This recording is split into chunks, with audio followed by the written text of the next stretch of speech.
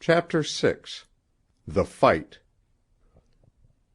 There was a smile for Deane on Isobel's lips as she struggled through the spruce, knee-deep in snow, the dogs tugging at the sledge behind her. And then in a moment she saw MacVeigh, and the smile froze into a look of horror on her face. She was not 20 feet distant when she emerged into the little opening, and Billy heard the rattling cry in her throat. She stopped, and her hands went to her breast.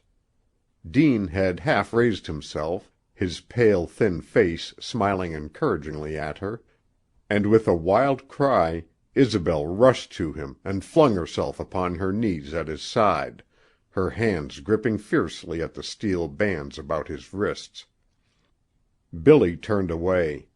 He could hear her sobbing, and he could hear the low, comforting voice of the injured man.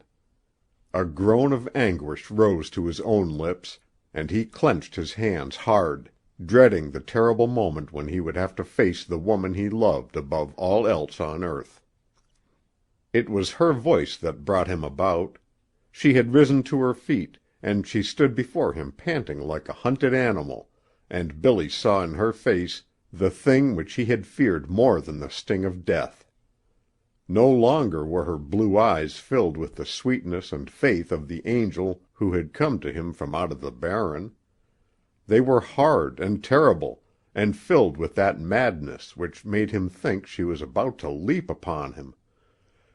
In those eyes, in the quivering of her bare throat, in the sobbing rise and fall of her breast, were the rage, the grief, and the fear of one whose faith had turned suddenly into the deadliest of all emotions. And Billy stood before her without a word on his lips, his face as cold and as bloodless as the snow under his feet.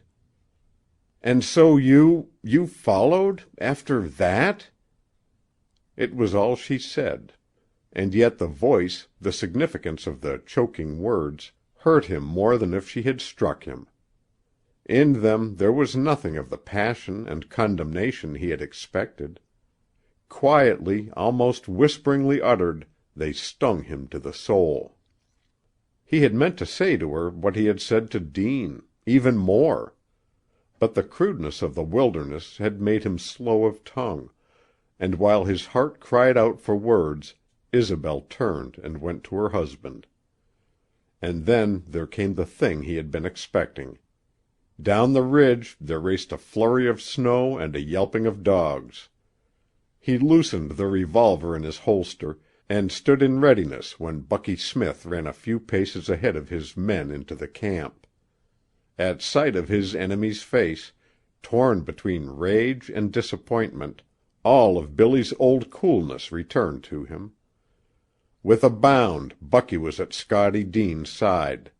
He looked down at his manacled hands, and at the woman who was clasping them in her own, and then he whirled on Billy with the quickness of a cat. "You're a liar and a sneak," he panted.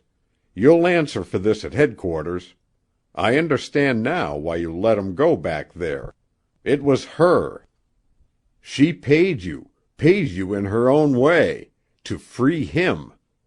But she won't pay you again."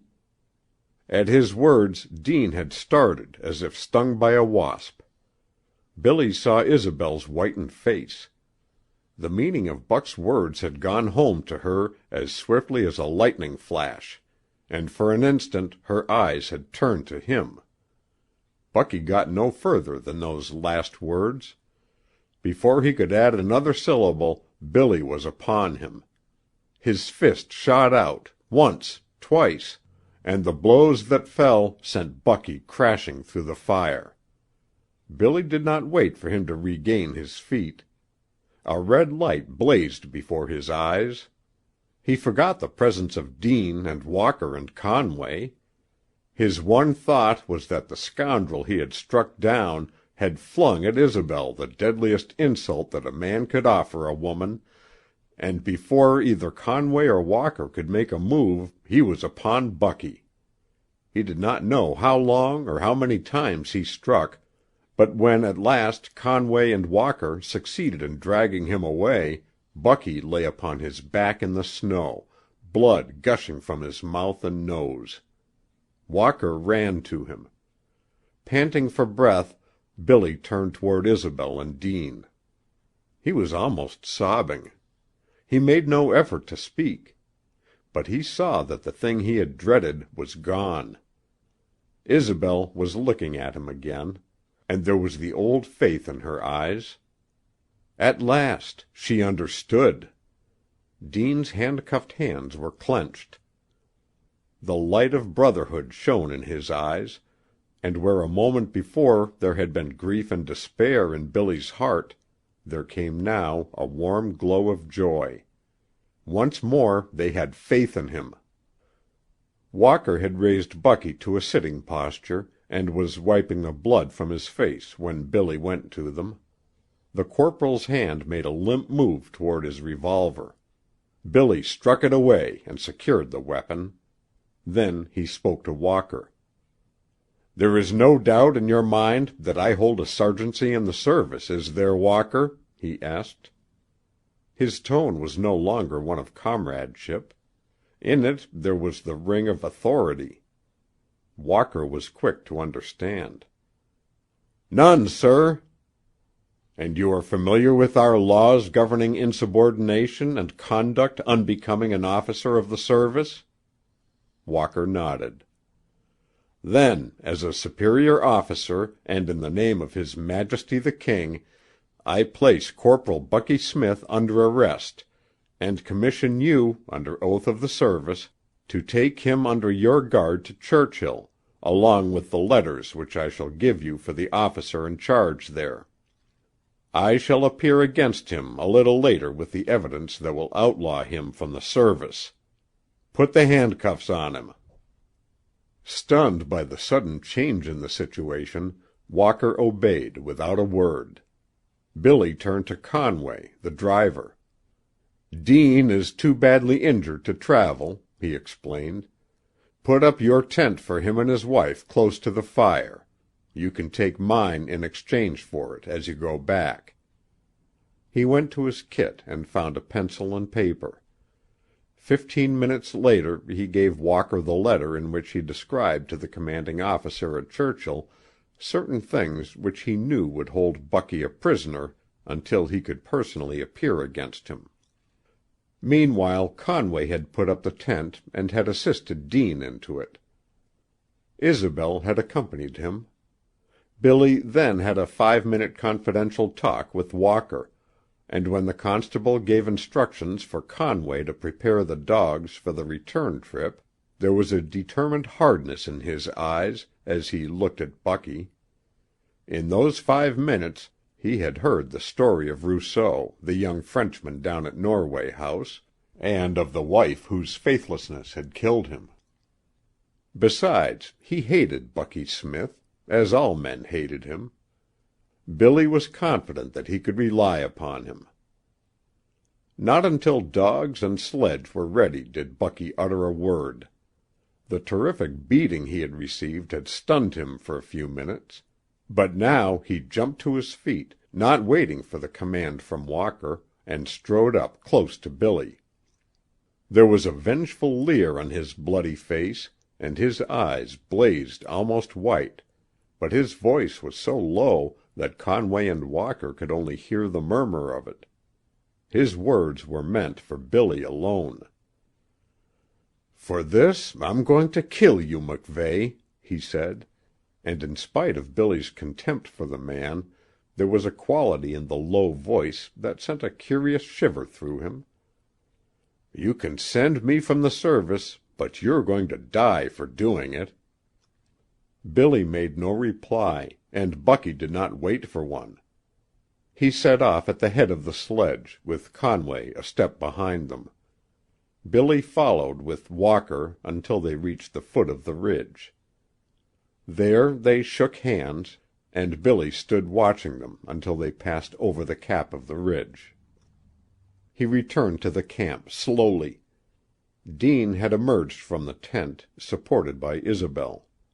They waited for him, and in Dean's face he saw the look that had filled it after he had struck down Bucky Smith. For a moment he dared not look at Isobel. She saw the change in him, and her cheeks flushed. Dean would have extended his hands, but she was holding them tightly in her own. "You'd better go into the tent and keep quiet," advised Billy. "I haven't had time yet to see if you're badly hurt."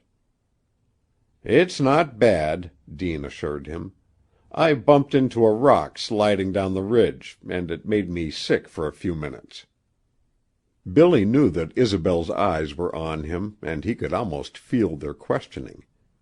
He began to take wood from the sledge she had loaded and throw it on the fire. He wished that Scotty and she had remained in the tent for a little longer. His face burned and his blood seemed like fire when he caught a glimpse of the steel cuffs about Dean's wrists. Through the smoke he saw Isobel still clasping her husband. He could see one of her little hands gripping at the steel band, and suddenly he sprang across and faced them, no longer fearing to meet Isobel's eyes or Dean's. Now his face was aflame, and he half held out his arms to them as he spoke, as though he would clasp them both to him in this moment of sacrifice and self-abnegation and the dawning of new life. You both know why I have done this," he cried. "You heard what I said back there, Dean, when you was in the box, and all I said was true. She came to me out of that storm like an angel, and I'll think of her as an angel all my life. I don't know much about God, not the God they have down there, where they take an eye for an eye and a tooth for a tooth, and kill because someone else has killed. But there's something up here in the big open places, something that makes you think and makes you want to do what's right and square. And she's got all I know of God in that little Bible of mine, the blue flower. I gave the blue flower to her, and now and forever she's my blue flower. I ain't ashamed to tell you, Dean, because you've heard it before, and you know I'm not thinking it in a sinful way. It'll help me if I can see her face and hear her voice and know there's such love as yours after you're gone. For I'm going to let you go, Dean, old man. That's what I came for, to save you from the others and give you back to her. I guess maybe you'll know, now, how I feel." His voice choked him.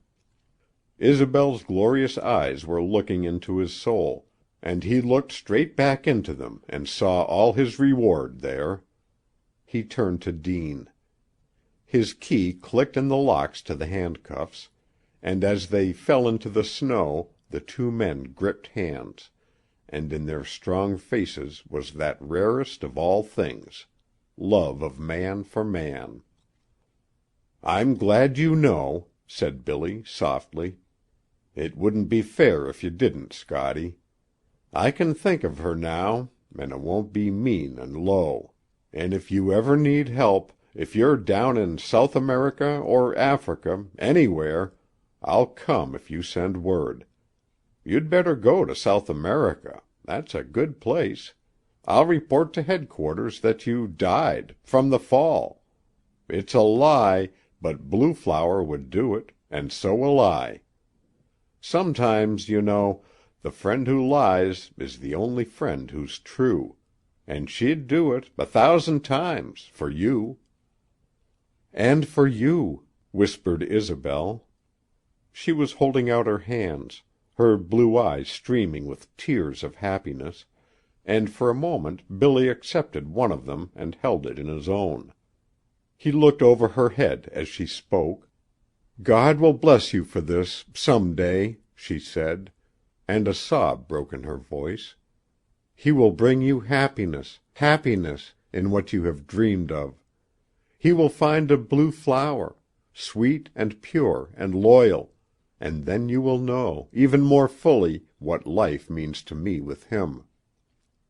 And then she broke down, sobbing like a child, and with her face buried in her hands, turned into the tent. "God!" whispered Billy, drawing a deep breath. He looked Dean in the eyes, and Dean smiled, a rare and beautiful smile. For a quarter of an hour they talked alone, and then Billy drew a wallet from his pocket. "You'll need money, Scotty," he said. "I don't want you to lose a minute in getting out of the country. Make for Vancouver. I've got $300 here. You've got to take it, or I'll shoot you." He thrust the money into Dean's hands as Isobel came out of the tent. Her eyes were red, but she was smiling, and she held something in her hand. She showed it to the two men. It was the blue flower Billy had given her.